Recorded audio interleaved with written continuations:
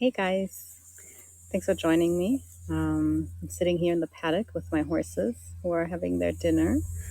I'll actually show them quickly. I'll just turn around. There they are. My cuties, my little Arabs. This is where I usually record all my episodes. This is where I'm most relaxed and undisturbed. So I wanted to talk about living with an addict, being in a relationship with an addict. I think this can be a pretty sensitive topic, and maybe something that a lot of people do need help with, because there's so much out there that you read and hear, and it's quite toxic in the sense that as the partner who is healthy, you are, in the eyes of society, the victim. And the addict is the person with the issue, with the problem, who needs to change, who needs to get better. And even though it's not their fault, they are hurting you, they're hurting others. So there's this whole concept you're stuck in of, what do I do? Me, the victim, and them, the perpetrator, the bad guy. Sorry, there's a lot of wind. And that's all good. And there's a lot of help out there if that's where if that's where you're looking from and if you need help to sort of get away or to cope from this sort of human perspective, this, me against him or her, or me as the victim and me getting hurt by someone else, then, lots of books, lots of information out there to help you. And people will actually always take the side of the victim and tell you to get out, that's not okay. Sorry, the wind. I know that you're not going to be able to hear me. It's maybe not the best day to record this. So people will tell you, get out, this is not okay, it's abuse, you'll never be happy, they can't change, they won't change, or you deserve better. And somewhere, yes, maybe, but also, if you can look past your humanness and see the oneness, see the consciousness, see that you and them are one, and we all are one, that there is this underlying awareness that is untouched, unaffected. If you can look from there, everything's okay. And from there, people will tell you there's nothing to do. You don't have to do anything, because what falls away is all of that psychological stuff that the personal mind will tell you, what do I do? They're doing this and it's hurting me. If you are as this personal mind, there's a lot to do, a lot to change, a lot to think about, a lot to analyze. And even when you leave, then what? Then you have to heal. So, you got to go and find the right person to talk it over and be okay with it. And then if you meet someone else, oh my God, it's all going to come up again. And there's just a never-ending work to do when you're the personal self. When you live as that, you will never stop. You will never stop working. You will never stop figuring out how to be okay, how to control your environment so that you can be okay. So if you can look as your from this other perspective, from this free, non-attached place, then there is no issue. Then you free yourself and you free the addict, you free your partner from this label that they are now bad, that they need to change, that they did bad, and good enough.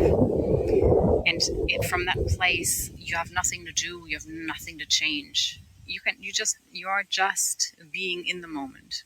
So first, you don't have to leave, you don't have to change, and nothing. All you do is go inward and recognize that oneness. Stay soft in your heart. Keep an open heart. Love yourself. Love that human in you, that humanness that is hurt, that is struggling. We're not denying it. There's a difference where you're not denying your feelings. You're not denying the situation. You're feeling it fully. And you are sort of holding yourself in it. From this higher plane, you're seeing your predicament and you can hold it without personalizing it, without getting lost in it. And at the same time, you can hold your partner, the addict, in that same space of love, of compassion, of kindness, where you see that they are the same pure consciousness underneath all of this. And it is not your job to say what's right and wrong. It's not society's place to say what's right and wrong, that addiction is bad, and that whatever they're doing and how they're living their life is wrong. We don't know what other people's paths are. Everyone has a different path. Your partner's path might be the path of being an addict because this is what they have to go through. That's their karma. This is their worldly classroom. That's their homework for this life, to go through that set of experiences, through those types of tests and hardships. And if you're sort of disturbing that, then you're going against something you have no idea about. So your job is to not change anyone, but to look inside and see, why am I not okay with this? Where am I not okay with this? It's very obvious with things like this, with an addict. Usually an addict will also be abusive, angry, defensive, deceitful. So there's a lot that comes with it, and it's not simple. It's not an easy situation. But can you bear it? And can you not get stuck on that? That has nothing to do with you. It doesn't reflect who you are at all. It's just their stuff they're going through, stuff they need to figure out. You figure out your stuff. Your stuff is, you're in a relationship with an addict. You were placed there for a reason. Can you bear it? Can you work through that? Can you look inside and be okay with that? And I think that's all we need to do. And to not ignore what's going on, but really look at it without taking it personal, without making it an issue. And anytime stuff comes up, you are able to, from a place of centeredness, from being in your center, being deeply rooted in this consciousness and having an open heart, from there you can, in the moment, do the right thing. So say your partner comes up to you and is aggressive, demands, that, I don't know, starts abusing you verbally about something. Instead of reacting and fueling this, you can calmly see that what is coming up is their karma, is their pattern, is rooted in fear, is rooted in this personal attachment, and they are lost and they are suffering. And you can simply put up your boundary, which is just, hey, I'm not going to talk to you when you talk to me like this. Calm down, and then we can sit down and have a, proper conversation. Wow, okay, my horse just nodded on me. Yes, and we can have a proper conversation. And there is a difference between fueling and being personal and dancing the dance of the ego and being walked all over. Neither are true. Both require a personal self, the belief in the personal self, the I'll be walked all over, I'll be made a doormat, I'll be treated wrongly, means that you are still identified as person.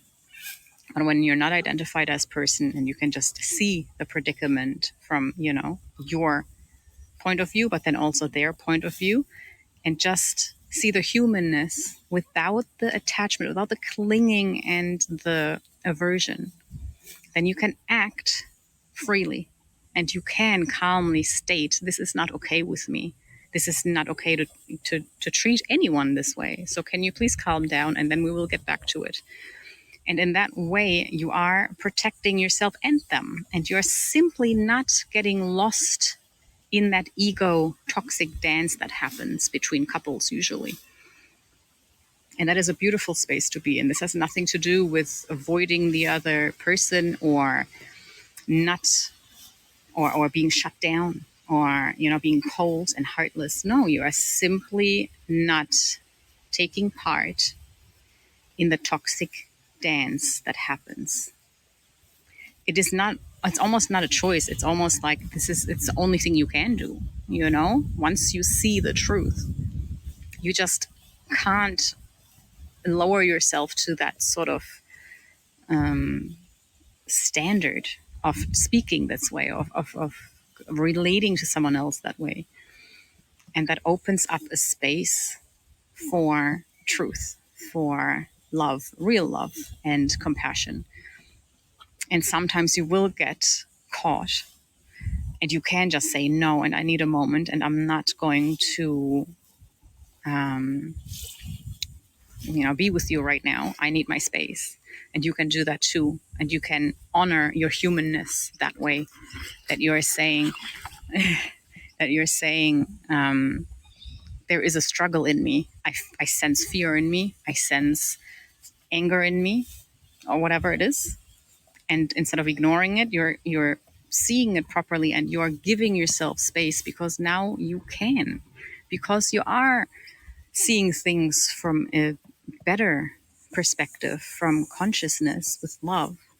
So you can make that decision for yourself to say, all right, this isn't good for me. I need space. I notice there is fear. I notice there is anxiety, there's anger, whatever emotion that you're noticing in you, notice it fully and look after yourself. And retreat, find support if you need it, meditate, do the things that you need to do to center yourself. And then again, from this centeredness, address the situation, if it even needs to be addressed. Often it's really just this energy that comes up and wants to sort of, play out. And if you don't play with it, it goes away. Like everything. Everything comes and goes. It's very, very, very difficult situation to live with an addict. It's difficult for the one living with the addict, and it is extremely difficult for the addict. There are a lot of pitfalls. There's a lot of stuff that can go wrong, but there's also a lot of stuff that can go right. It's almost like, all right, we've hit rock bottom. How much worse can it get, right? Let's make this commitment to together grow through this, learn stuff from all of this, and grow. And that's the most beautiful thing you can do, and just to cultivate this soft heart so you can do it with love.